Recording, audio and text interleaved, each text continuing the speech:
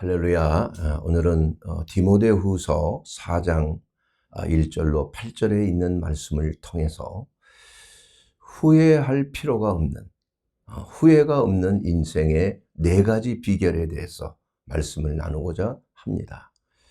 저는 직업적으로 또 의사로서 또 목사로서 전인치유 사역을 하는 그러한 사역자로서 많은 사람들이 앞에 죽음을 앞두고 있는 사람들을 많이 경험했습니다. 특별히 병원에서 참 암 선고를 받고 또 난치병으로 살 가망이 없다는 그러한 진단을 또 하고 그것을 전했을 때 그 환자들의 그 실망과 절망감은 이루 말할 수가 없습니다. 그리고 대부분의 경우가 후회합니다. 자기의 삶에 대해서 내가 이렇게 뭐 때문에 이렇게 지금까지 살았는가, 참 후회가 된다, 이렇게 하는 분들이 많이 있습니다. 그래서 이런 것에 대한 책도 많이 나와 있습니다. 예기치 아니하는 그러한 죽음에 대한 선고, 이러한 것들이 얼마나 큰 충격이 가겠습니까? 이건 젊은 사람뿐만이 아니라 나이 드신 분에게도 마찬가지입니다.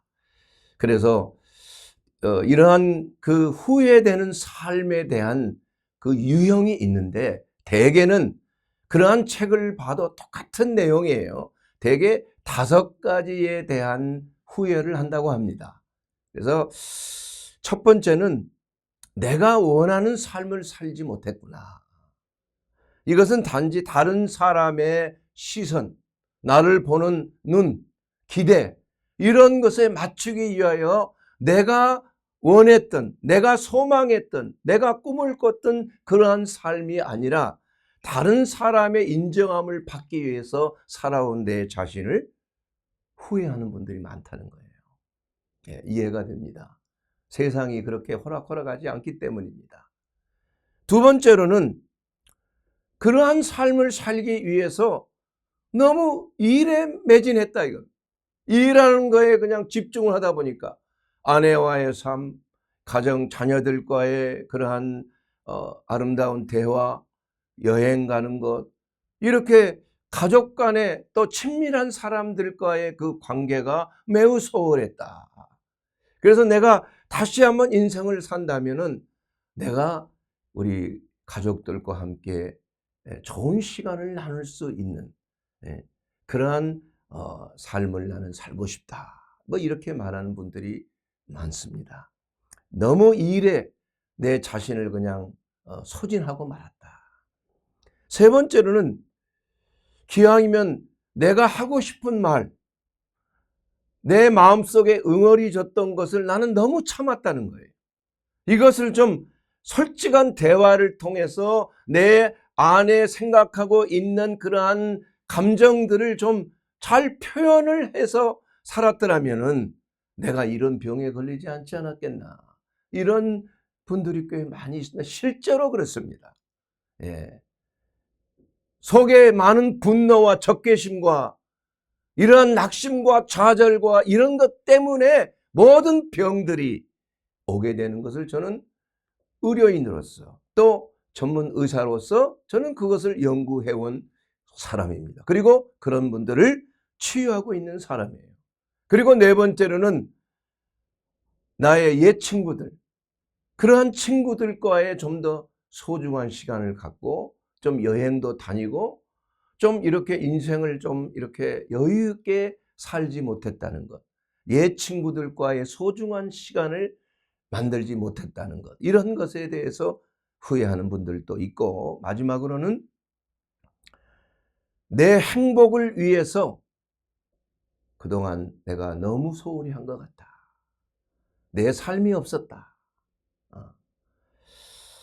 오래된 습관과 패턴에 몰려서. 그래서 요사이 세대들은 조금 다른 것 같습니다. 우리와 우리 부모님 세대는 오직 자녀, 우리들만 위해서 살으셨어요. 그분들은 자기들의 삶이 없었습니다. 뭐 자식 교육시키기 위해서 그 부모님 세대는 그냥 이 혁대를 갖다가 그냥 줄이면서 이렇게 자식이 잘 되기 위해서 놈 팔고 소 팔고 모든 걸 다 해서 그렇게 교육에 매진했던 건 아니겠습니까? 그래서 이 나라가 이만큼 살게 된 것도 그분들의 덕택이다. 저는 그렇게 생각을 합니다.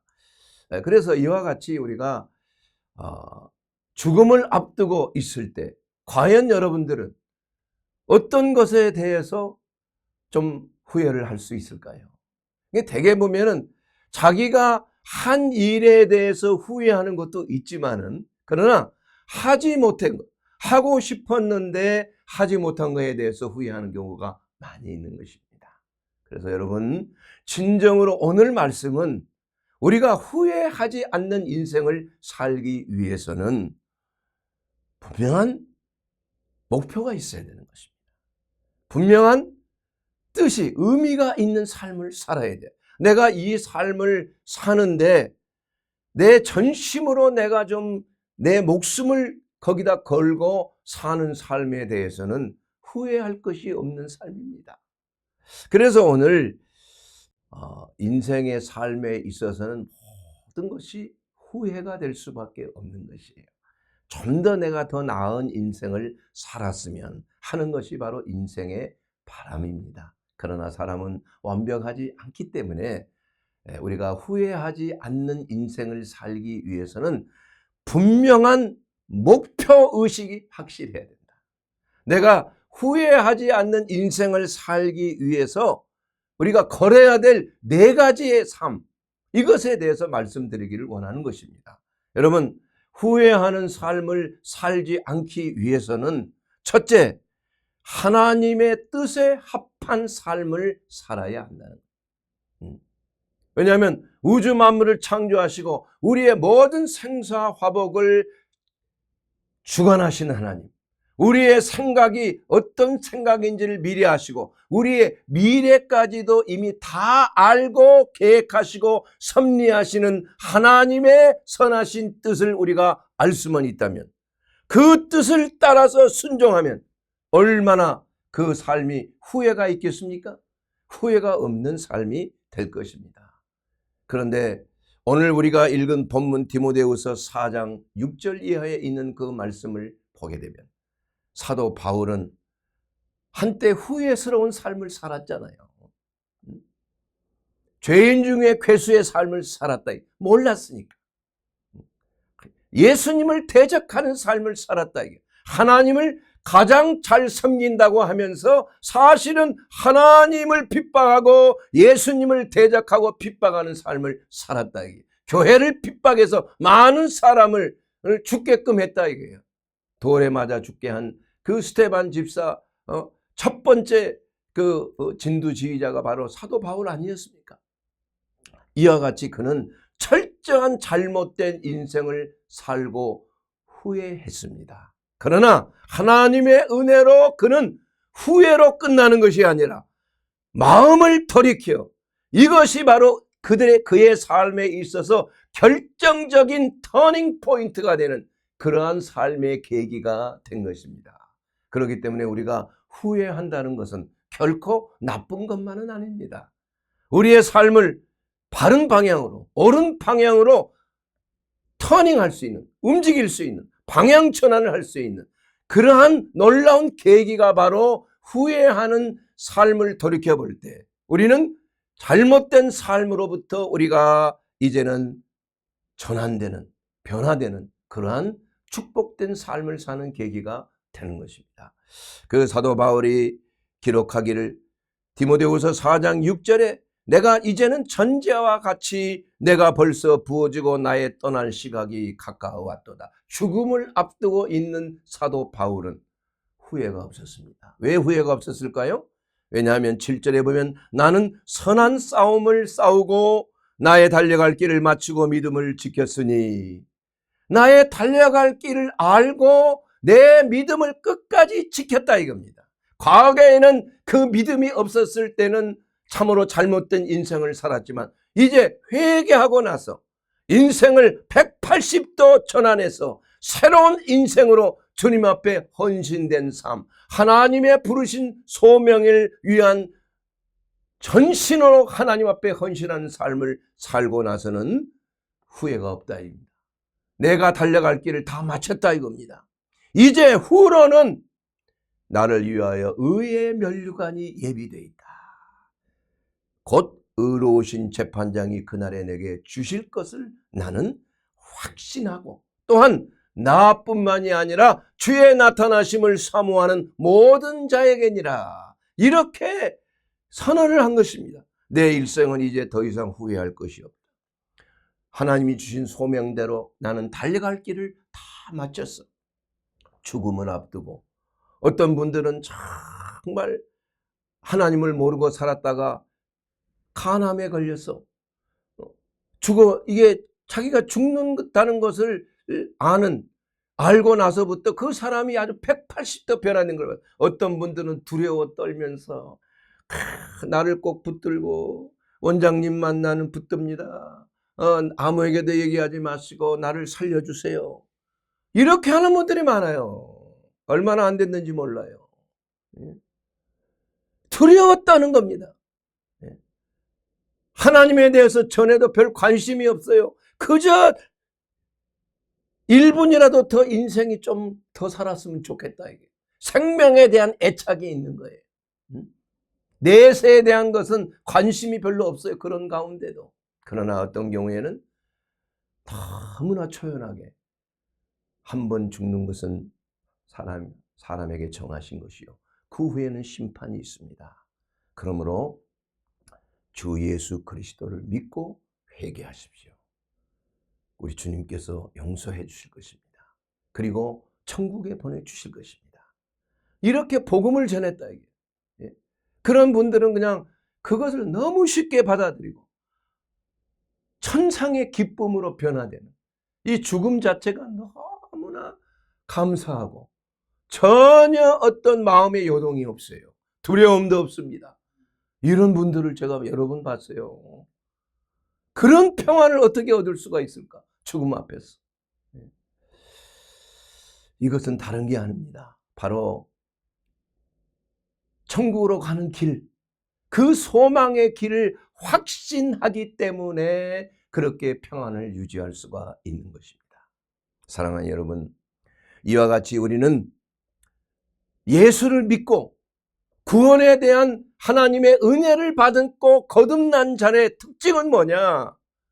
그것은 전환되는 것입니다. 변화입니다. 내가 살았던 삶이 잘못됐구나 하고 그것을 변화시키는 거예요. 전환되는 거예요. 변환이 되는 거예요. 그러니까 체인지가 아니고 변화가 아니고 변환입니다. 완전히 전환되는 것을 말해요. 삶이 전환됩니다.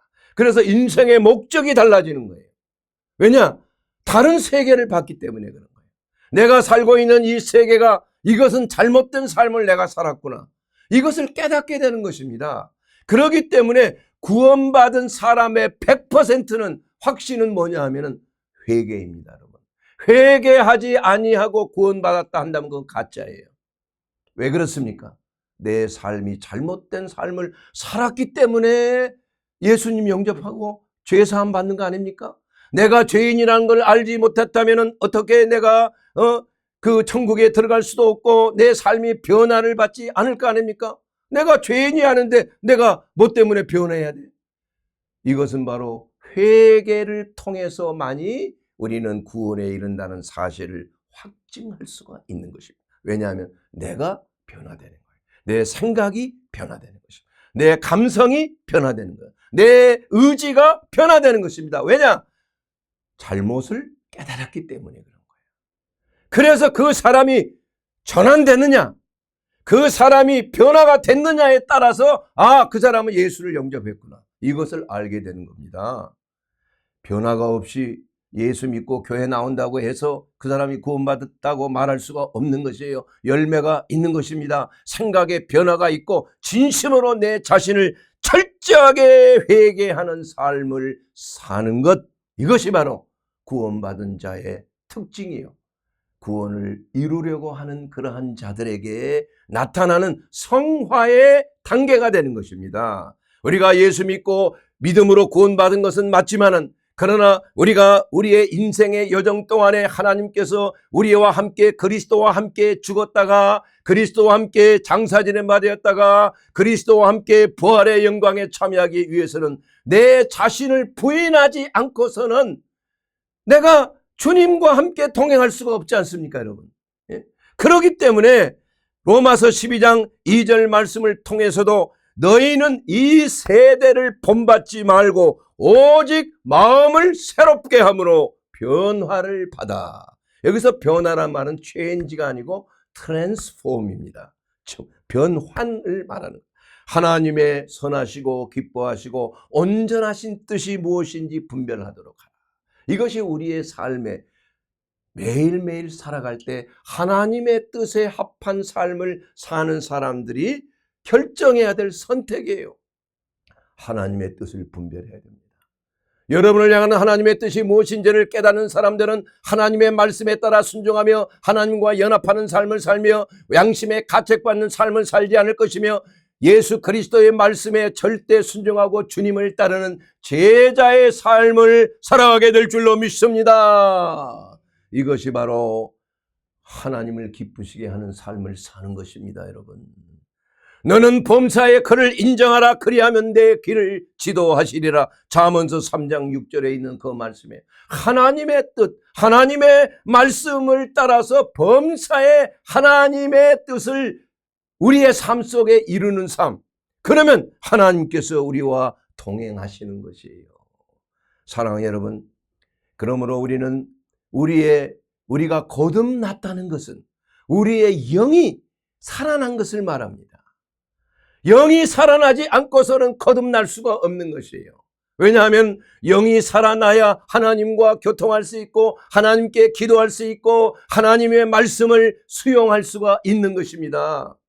왜 사람이 하나님의 말씀을 믿지 못하느냐? 영이 죽어 있기 때문에 그런 것입니다. 죄로 인해서 영이 죽으면은 하나님과 교통할 수도 있고 하나님의 성경을 박박사까지 해도 그것이 하나님의 말씀으로 들려지는 것이 아니라는 것입니다. 사랑하는 여러분, 그렇기 때문에 우리의 영은 하나님과 교통하는 기관이에요. 하나님의 말씀이 임하는 기관. 우리의 몸이 성전 아니겠습니까, 여러분? 이건 분명히 하나님께서 고린도전서 6장 19절에 있는 말씀을 통해서 너희 몸은 너희가 하나님께로 받은 바 너희 가운데 계신 성령의 전인 줄 알지 못하느냐.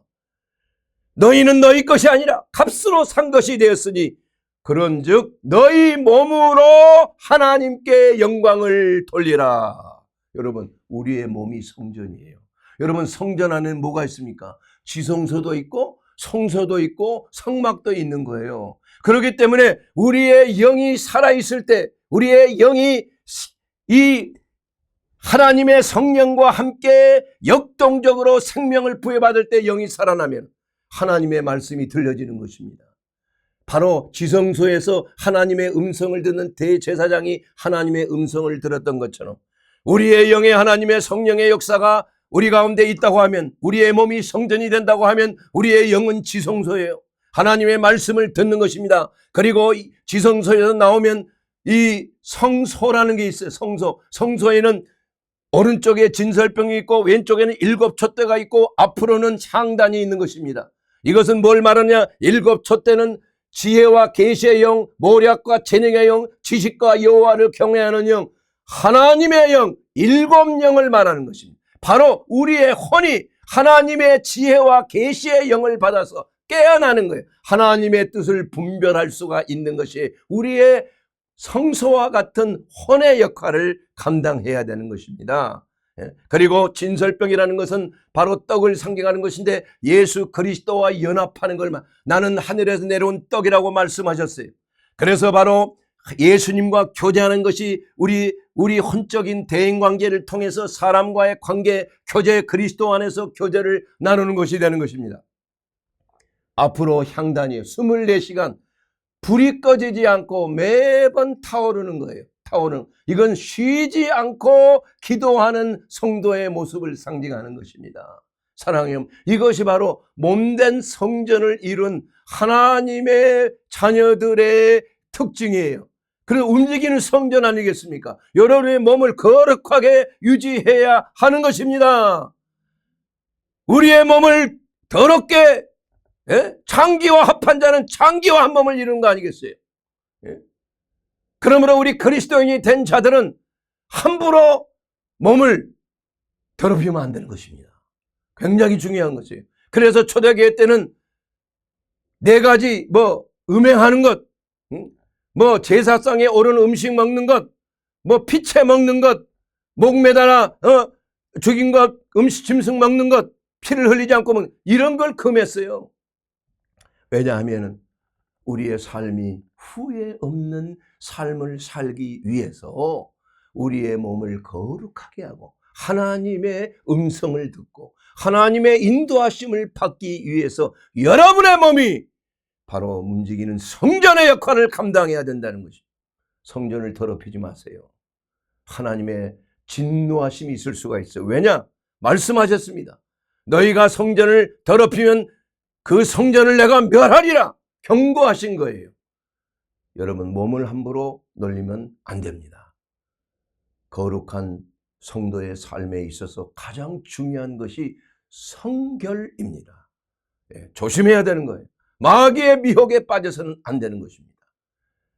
보지 말아야 될 것, 듣지 말아야 될 것, 만지지 말아야 될 것, 조심해야 되는 것이에요. 거기에 따르는 후회가 있어서는 안 되는 것입니다, 여러분. 둘째로, 후회하지 않은 인생을 사는 비결은 우리의 때를 잘 사는 삶이에요. 자, 우리가 시간이라고 말하면 인간의 시간은 현재만 있는 것이 아니고 과거와 미래가 있는 것이에요. 그래서 그 시제를 우리가 어떻게 살아가느냐, 살아갈 것이냐, 이것이 후회하지 아니하는 삶을 사는 비결이에요, 여러분. 첫째는 하나님의 뜻에 합하는 삶이에요. 둘째, 셋째, 넷째까지는 바로 과거와 현재와 미래의 삶을 우리가 어떻게 사느냐, 이것을 아는 비결이 후회하지 아니하는 인생을 사는 비결이 되는 것입니다. 과거에 대해서 우리는 어떠한 인생을 살아야 합니까? 여러분, 과거는 매이지를 말아야 합니다. 매이지 말아야 돼요. 그래서 성경은 과거를 통해서 우리가 인생을 배울 수 있지만은 과거에 매여서는 아니 되는 것입니다. 대개 사람이 어떻게 매여 있습니까? 적개심에 매여 있어요. 용서지 못하는 마음, 화해하지 못하는 것 때문에 과거에 대해서 늘 분노합니다. 저 내가 안 만났더라면 내 인생이 이렇게 안 됐을 건데. 아휴, 내가 정말 인생을 어쩌다가 저런 원수 같은 사람을 만나가지고 내가 이렇게 됐나. 많습니다. 그런 분들이 굉장히 많아요. 나이 들어서 아주 구박을 하죠. 그리고 이제는 입에 뱉지 못한 말을 하는 건 많이 들었어요. 우리 병원에 온 환자분들 가운데 서로 노인들끼리 막 싸웁니다. 그냥 과거에. 이와 같이 우리는 과거에 대한 상처를 해결하는 길은 용서하는 길입니다. 용서와 화해밖에 없어요. 다른 방법이 없습니다, 여러분. 우리가 원수 되었을 때, 우리가 죄인 되었을 때 우리를 용서해 주셨잖아요, 하나님. 하나님과 원수 되었잖아요. 마귀의 자녀로서 하나님을 대적하는 삶을 살았잖아요. 알게 모르게 그렇게 살았지 않습니까? 우리가 구원받기 전에, 예수님 만나기 전에. 그러면서 그렇게 살면서 많은 상처를 받기도 하고 주기도 했을 거란 말이에요. 그런데 우리가 그러한 과거의 그 대인관계를 하면서 받았던 그 상처와 아픔이 용서하지 못하고 용서받지 못하는 상태로 남아있으면 그것이 병을 일으키는 겁니다. 심각한 병을 일으켜요. 저는 매일 환자들을 보고 또 성도분들과 대화하고 상담을 하면서 느끼는 것 너무나 많습니다. 이것이 대개는 뭐냐? 질병의 문제는 적개심이에요. 적개심. 마음속에 있는 적개심. 내가 받은 상처에 대해서 분노하는 마음에 두고 보자. 네가 잘되나 하면 두고 보자. 여러분 웃으시지만 그런 분들 많습니다. 웃으시는 분들 중에서도 그런 분들 많아요. 왜냐하면 인간의 본성이에요, 그게. 예? 그러면 이러한 적개심이 어떤 병을 일으키나? 첫째는 소화성 궤양이야. 내시경 해보면 그냥 막 온몸이 피투성이에요. 그냥 막 출혈이 막 점성 출혈이 있습니다. 여러분. 궤양이 생깁니다. 왜냐하면 이러한 적개심이 위산 분비를 촉진하기 때문에 그런 거예요. 그래 자기 살을 파괴하는 겁니다, 여러분. 그래서 위 점막이 자기의 위는 소화시키면 안 되잖아요. 먹은 고기는 소화시켜야 되지만, 그런데 자기의 위가 왜 소화가 안 됩니까? 점액질이 나와서 자기의 위를 보호하기 때문에 자기 살은 소화를 안 시키는 거예요. 근데 적개심이 생기면은 이 보호 점막이 이게 상실되고 마는 것이에요. 분비가 잘 안 돼요, 점액질이. 그러니까 궤양이 일어나는 거예요. 자가소화, 소화성 궤양이라고 이렇게 말하는 것입니다. 이게 바로 용서치 못하는 마음, 적개심에서 나오는 것입니다. 용서치 못한 마음, 이러한 것은 급격한 활성산소와 축적이 되면 세포가 파괴돼요. 세포 속에 있는 그 DNA 염색체가 세포 핵에 있는 염색체, 그것이 파괴되고 유전인자가 파괴돼서 암으로 갑자기 변환이 되는 겁니다. 우리 몸에는 암세포가 항상 존재하지만, 그러나 암세포를 사멸시키는 자연살로세포, T세포, B세포, 이러한 그 면역세포들이 정상적으로 있을 때는 암이 예방이 되는 거예요. 암이 사멸되는 것입니다. 그러나 스트레스 받고 적개심이 일어나고 마음속에 분노와 용서치 못하는 마음, 한번 두고 보자 하는 그런 마음이 있을 때 갑자기 자기 몸이 파괴되는 거예요. 활성산소, 면역 기능이 쫙 떨어집니다. 치주염이 생깁니다. 폐렴, 감기가 잘 들고 제2차 합병증으로 폐렴이 오는 경우가 많이 생기는. 왜냐? 면역 기능의 저하가 바로 코르티솔이라고 하는 호르몬의 분비로 인해서, 스트레스 호르몬의 분비로 인해서 면역 기능이 쫙 떨어지는 거예요. 그때 갑자기 암이 유발되는데 더 이상 면역세포들이 그 암을 사멸시키는 면역세포가 부족한 겁니다. 그렇게 해서 암이 급격하게 늘어나는 거예요. 췌장암이 갑자기 생기는 것입니다. 간암이 갑자기 생길 수가 있는 것이에요. 여러 가지 피부암이 생길 수가 있는 것입니다. 얼마나 두렵고 떨리는 일이냐 이겁니다, 여러분. 그렇기 때문에 우리가 과거의 문제, 이 적개심의 문제, 용서치 못하는 마음의 문제를 해결하지 아니하면 단명합니다. 빨리 갈 수가 있어요. 준비되지 아니하는 채로 하나님 앞에 가게 된다 이겁니다. 얼마나 안타까운 일입니까, 여러분. 갑자기 세상을 떠나보세요. 준비하지 아니하고 하나님인 주님 앞에 설 것을 준비되지 아니하는 그러한 상황에서 가는 것은 참으로 불행한 길입니다, 여러분. 조심해야 됩니다. 마음을 유연하게 용서하는 마음, 자비로운 마음, 긍휼과 자비의 마음을 우리가 늘 주님을 바라보고 우리가 수련해야 돼요. 연습해야 돼요. 경건의 연습을 해야 하는 것입니다. 여러분을 위해서예요. 주님의 몸된 성전을 건강하게 유지하기 위해서 우리는 늘 우리의 마음속에 있는 적개심을 경계해야 하는 것입니다. 용서해야 돼요. 화해해야 됩니다. 그렇기 때문에 예수님께서도 제사를 드리러, 제물을 드리러 성전에 나아갈 때 형제와 원망드릴 만한 일이 생각나거든, 불안한 것이 생각나거든 제물을 성전에 두고 먼저 가서 그 형제와 용서하고 화해하고 와서 예물을 드리라고 그랬어요. 예배 드리는 건 마찬가지입니다, 여러분. 예배 드리러 올 때 용서치 못하는 마음, 적개심이 있는 마음, 이러한 분노의 마음을 가지고 예배 드리는 거, 하나님께서 야, 너 빨리 예배 드리지 말고 우선 먼저 화해하고 오라고 말씀하시는 것과 같은 것입니다. 왜냐하면 하나님이 그렇게 드리는 예배는 받으실 수가 없기 때문인 것이에요. 우리 하나님께서는 용서의 마음을 주셨을 때 상심한 자들 고치시고 그의 상처를 싸매시는 거예요. 여호와께서 그들의 상처를 싸매시고 고치실 때에 달빛은 햇빛 같겠고 햇빛은 7배가 되어 7날의 빛과 같으리라. 용서와 화해는 치유의 역사를 불러일으키는 겁니다. 놀라운 하나님의 생명의 역사가 용서할 때 나타나는 것입니다. 화해할 때 나타나는 것입니다. 적개심을 버리고 하나님의 긍휼과 자비의 마음을 가지고 용서의 마음을 가질 때 치유가, 기적적인 치유와 회복이 일어나게 되는 줄로 믿습니다. 이것이 바로 전인 치유의 첫 번째 출발이에요, 여러분. 롯의 초를 기억해야 됩니다. 과거를 돌아보지 말아야 돼요. 과거에 자기가 살았던 곳에 하나님의 유황빛이 비치는데, 나하고 같이 놀았던 친구들 어떻게 됐나? 내가 귀중하게 여겼던 장롱 어떻게 됐나? 이렇게 미련을 두고 하나님께서 소아를 향하여 너는 뒤를 돌아지 말고 앞을 향하여 나가기라고 했는데, 결국은 그 미련 때문에 뒤를 돌아보다가 소금 기둥이 돼서 지금도 그 소금 기둥이 있잖아요, 여러분. 사랑하는 여러분, 이와 같이 손에 챙기를 잡고 뒤를 돌아다 보는 자는 하나님의 나라에 합당하지 아니하느니라.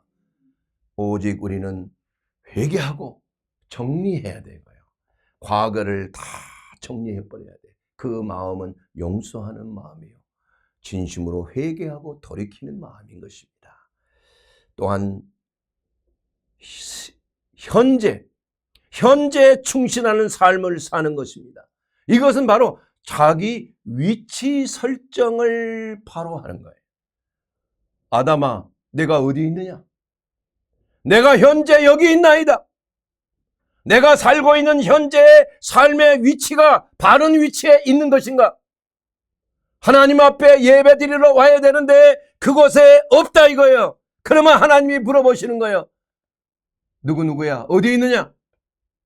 제가 여기 있나? 숲을 속에, 세상 속에 숨어서 있다.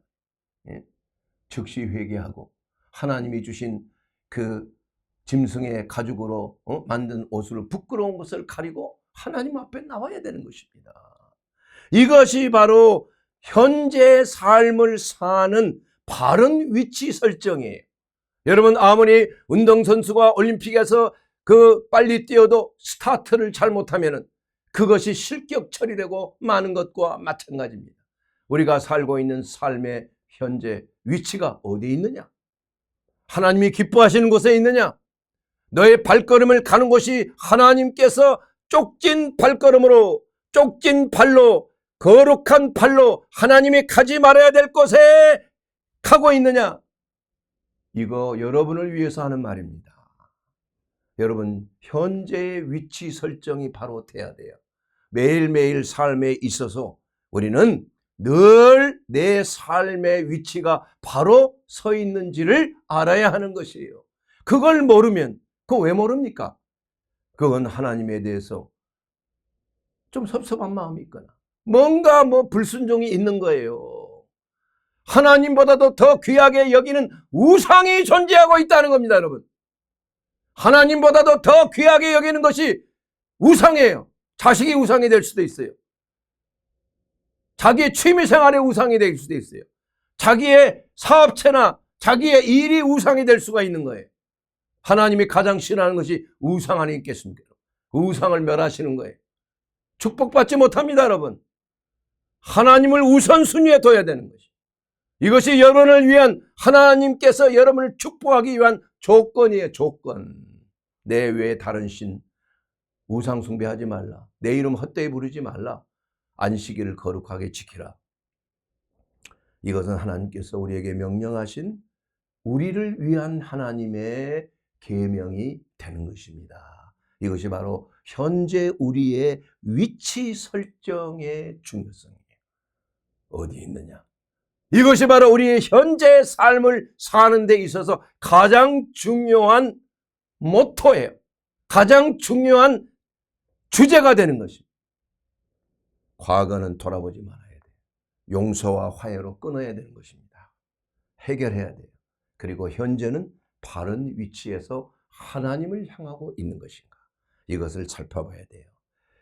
마지막 네 번째로는 미래를 준비하는 삶이 되어야 하는 것입니다. 인생은 짧습니다, 여러분. 잠깐 있다가 사라지는 안개니라. 내일 일은 너희가 알지 못하는구나. 너희 생명이 무엇이냐? 너희는 잠깐 있다가 사라지는 안개니라. 야고보서 4장 14절에 있는 그 말씀이 바로 하나님께서 계수하시는 삶을 살도록 결단하는 것이 중요해요. 하나님은 우리의 인생을 다 셈하지 않습니다. 하나님의 뜻 가운데 사는 삶을 계수하시는 삶이에요. 그러나 중요한 것은 뭡니까? 그리고 나서 하나님 앞에 가는 것입니다, 여러분. 한 번 죽는 것은 사람에게 정하신 것이요, 그 후에는 심판이 있느니라. 히브리서 9장 27절에 있는 그 말씀이 가장 핵심적인 말씀이에요. 인생을 후회하지 아니하는 삶을 아무리 착한 삶을 살고 아무리 의로운 삶을 살고 아무리 연약하고 불쌍하고 가난한 자를 도와주는 삶을 많이 살았다고 할지라도 주님 앞에 섰을 때 주님이 외면하는 사람이 된다면은 그만큼 후회에 있는 삶이 어디 있겠어요? 그때는 더 이상 회개도 없습니다. 그때는 더 이상 구원도 없습니다, 여러분. 그래서 그 심판을 우리는 생각하며 사는 삶이 바른 삶이에요. 후회하지 않는 삶의 결정타인 것입니다. 고린도후서 5장 10절에 보면 이는 우리가 다 반드시 그리스도의 심판대 앞에 나타나게 되어 각각 선악간에 그 몸으로 행한 것을 따라 받으려 함이니라. 이건 우리에게 말씀하시는 거예요. 어떤 분들은 이런 가르침이 있습니다. 이미 예수 그리스도 안에서 우리가 심판을 받았기 때문에 다시는 심판이 없다. 그런 말을 하는 경우가 있어. 그러나 그건 잘못된 거지. 그 심판은 세상에서 받는 하나님의 축복에 대한 심판이에요. 그 말씀이 있는데 그 심판에 대한 단어가 다른 것입니다, 여러분. 그 단어는 세상 속에서 축복이냐 저주냐의 삶을 사는 심판을 말하는 거예요. 그러나 우리가 각자가 행한 대로 갚는 심판은 영원한 더디르킬 수 없는 그러한 심판이 되는 거예요. 그러나 사람들은 그 심판을 무시해버리는 경우가 너무나 많아. 잘못된 가르침 때문에 그런 것입니다. 예수님께서 어느 그 성경을 봐도 너희가 행한 대로 내 말대로 행한 대로 내가 심판해라, 그 말밖에 없어요, 여러분. 예? 우리가 어떻게 그 심판에서 제외가 될 수가 있겠습니까? 이렇게 되면 바로 잘못된 그러한 거짓된 가르침 때문에 우리가 신앙생활을 그르치게 되니까 이단들이 나오는 겁니다, 여러분. 예? 사랑하는 여러분, 디모데후서 4장 1절 말씀에 하나님 앞에 살아있는 자와 죽은 자를 심판하실 그리스도 예수 앞에서 그가 나타나실 것과 그의 나라를 두고 엄히 명한다고 그랬어요. 너는 말씀을 전파하라. 때를 어떤지 못 어떤지 항상 힘쓰라. 범사에 오래 참음과 가르침으로 경책하며 경계하며 권하라. 여러분, 목회자가 말해요. 여러분이 듣기 좋은 말 축복됩니다. 건강해질 수 있습니다. 여러분 하나님 말씀에 잘 살면은 축복받습니다. 건강하고 번영할 수 있습니다. 뭐 이러한 말만 전한다고 한다면 심판에 대한 그러한 메시지가 없어요. 이것이 얼마나 우리 한국 교회와 우리 전체 교회에 미치는 악한 영향력이 큰 것입니까, 여러분? 학생들이 열심히 공부하는 건 뭐 때문에 공부합니까? 심판받기 위해서는 아니야. 뭐 시험 봐서 말이에요. 그게 심판에 합격하느냐 불합격하느냐 둘 중에 하나 아니겠습니까? 우리의 인생의 모든 인생 여정도 하나님 앞에 심판을 받도록 우리는 규정이 되어 있는 거예요. 여러분 그 심판을 견딜 수가 있습니까? 그렇기 때문에 사랑하는 여러분, 우리가 진심으로 그리스도 예수 안에서 우리가 중요하게 여겨야 될 것이 하나님 앞에서 후회함이 없는 인생을 살게 되기를 주의 이름으로 축원합니다. 그러기 위해서 우리는 하나님의 뜻에 합한 삶을 살아야 됩니다. 우리의 과거를 용서와 화해로 청산하고 회개해야 합니다. 그리고 우리의 현재의 위치가 하나님의 뜻에 합한 위치에 있는지를 우리는 늘 점검하고 잘못된 길을 갔을 때는 즉시 돌이켜야 하는 것입니다. 그리고 우리의 미래에 주님 앞에 설 우리의 심판자이신 주 예수 그리스도를 만날 생각을 하면서 이제는 우리가 지금 그리스도와 함께 동행하며 그리스도의 인도하심에 따라서 자기 십자가를 지고 자기를 부인하고 매일 죽음에 넘기우는 삶을 통하여 하나님의 뜻이 우리의 삶 속에 나타나기를 예수의 이름으로 축원합니다. 그러기 위해서 예수 그리스도를 나의 하나님, 나의 구주로 영접해야 합니다. 저는 영접했습니다. 그럼 어떻게 해야 됩니까? 주님의 말씀에 순종하는 삶을 행함이 있는 믿음을 가져야 하는 것입니다. 주님, 저는 죄인입니다. 제가 하나님 앞에 불순종했습니다. 사람을 미워하고 미워하는 마음으로 참 말할 수 없는 범죄를 저질렀습니다. 주님, 용서해 주시옵소서. 생각으로 간음했습니다. 행동으로 간음했습니다. 회개해야 됩니다, 여러분. 마음을 찢으면서 하나님 앞에 나와 진심으로 회개하고 그리스도의 보배로운 피가 회개하고 고백하는 자에게 진심으로 임할 때 너희가 성령을 선물로 받을 것이라 말씀하셨습니다. 사랑하는 여러분, 오늘 이 시간 이 말씀을 통해서 예수 그리스도 안에서 진심으로 후회함이 없는 인생, 바로 주님 앞에 설 날을 준비하며 우리가 주님이 주실 부르신 부름의 상을 위하여 달려나가는 저와 여러분이 되기를 주의 이름으로 축원합니다.